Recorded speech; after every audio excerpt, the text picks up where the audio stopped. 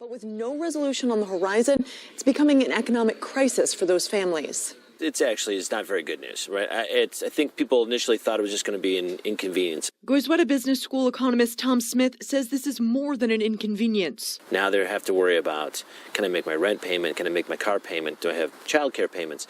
Until then, they're stuck. And if they start losing payments, credit scores start to decrease.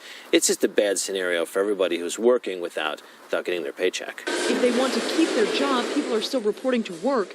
But Smith asks, at what cost? People are either working, but they're working with a chip on their shoulder, right? Which means maybe they're not being as productive.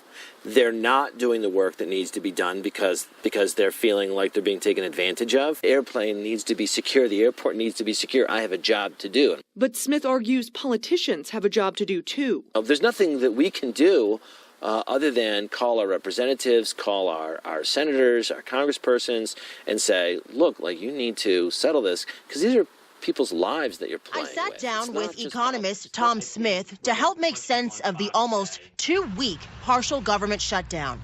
Most importantly, what it means for American families and what's next. I anticipate that if there's a deal that is not worked out in the next couple of days, we're going to start seeing the markets tumble. We're going to start seeing some people freak out. Smith says that mentality can change behaviors and potentially cause a recession. They're going to start behaving in a way that might impact the economy. So let's put off on buying that new refrigerator. Let's put off on buying a new television, or thinking about a new car or something, or new tires for your car.